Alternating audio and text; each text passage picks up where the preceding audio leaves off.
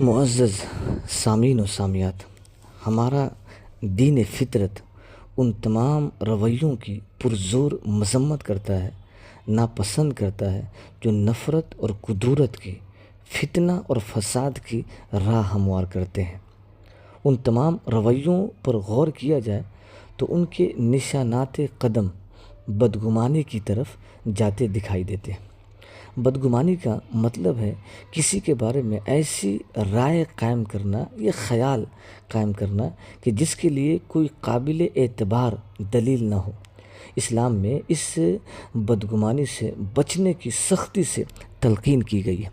قرآن مجید نے بڑے واضح الفاظ میں اس سے پاک رہنے کی تلقین کی ہے اور یہ کہا ہے، یا ایھا الذین آمنوا اجتنبوا کثیرا من الظن ان بعض الظن اثم، کہ اے ایمان والو زیادہ گمان کرنے سے بچو، اس لیے کہ بعض گمان گناہ ہوتے ہیں۔ تو بدگمانی ایک مومن کو گناہ کی طرف لے جاتی ہے۔ عزیزان محترم، یقیناً وہ معاشرہ جنت نظیر اور جنت نما ہوتا ہے اور اس کے افراد جنتی ہوتے ہیں کہ جن کے دل بدگمانی اور بغض و کینہ کی بیماری سے پاک ہوتے ہیں اور جن کا آئینہ دل ایک دوسرے کے لیے بالکل صاف و ستھرا اور اجلا ہوتا ہے۔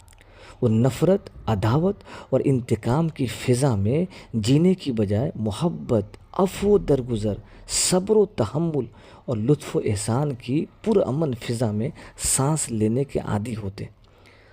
اس وقت ہمارا پورا معاشرہ، اللہ ہمیں معاف کرے، بدگمانی کی بیماری میں اس قدر مبتلا ہے کہ شاید ہی کوئی گھر یا کوئی خاندان اس کی ہلاکت آفرینی سے محفوظ ہو۔ خاندان کے سارے جھگڑے اور فساد اور ساس اور بہو کے سارے اختلافات اسی بدگمانی کی بیماری سے پیدا ہوتے ہیں۔ سارے اختلافات اور جھگڑوں کی اصل بنیاد یہی بدگمانی اور غلط فہمی ہے۔ یہی وجہ ہے کہ قرآن مجید نے بدگمانی کے مرض کو قوموں کی تباہی کا ایک بنیادی سبب قرار دیا اور ارشاد فرمایا، وَظَنَنْتُمْ ظَنَّ السَّوْءِ وَكُنْتُمْ قَوْمًا بُورًا، کہ جس کا مفہوم یہ ہے کہ تم برباد ہونے والی قوم اس لیے بن گئے کہ تم نے ایک دوسرے کے بارے میں برا گمان رکھا۔ تو انسان کی زندگی میں ایسے بہت سے مواقع آتے ہیں کہ جب برسوں کے تعلقات محض ایک معمولی سی غلط فہمی کی بنیاد پر ختم ہو جاتے ہیں،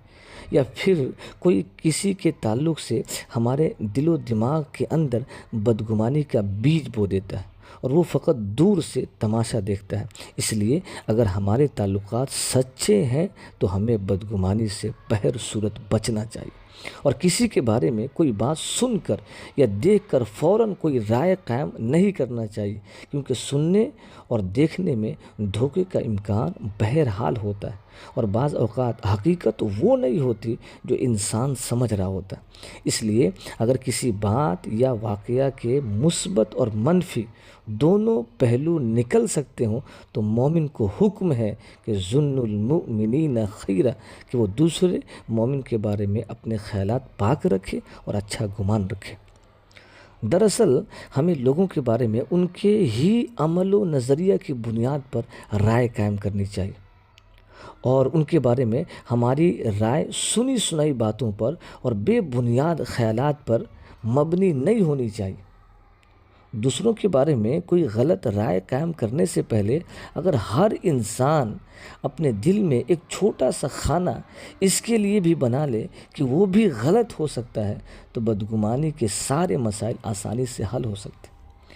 اور پھر ہمارے معاشرے کا ایک المیہ یہ بھی ہے کہ جب دو لوگوں میں یا دو گھرانوں میں بگاڑ پیدا ہو جاتا ہے تو ایک تیسرا شخص وہ بھی ہوتا ہے جو بظاہر ان کے درمیان لگائی بجھائی تو نہیں کرتا، مگر وہ اپنے مسلمان بھائی کو رسوا ہوتے ہوئے اور ذلیل ہوتے ہوئے خاموشی سے دیکھتا ہے۔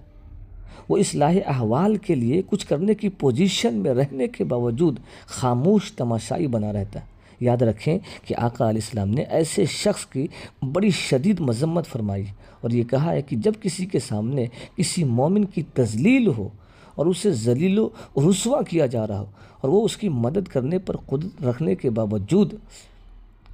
اس کی مدد نہ کرے اور محض خاموش تماشائی بنا رہے تو آقا نے فرمایا اذلہ اللہ علی رؤوس الخلائق یوم القیامہ کہ اللہ پاک ایسے شخص کو قیامت کے دن ساری مخلوق کے سامنے ذلیل و رسوا کرے گا۔ اللہ اکبر۔ یہ حدیث لمحہ فکریہ ہے ان لوگوں کے لیے جو کسی مسلمان کے ذلیل ہونے پر خاموش تماشائی بنے رہتے اور پورے اخلاص سے اس کی اصلاح کی کوشش نہیں کرتے۔ اللہ رب العزت ہمارے احوال پر رحم فرمائے۔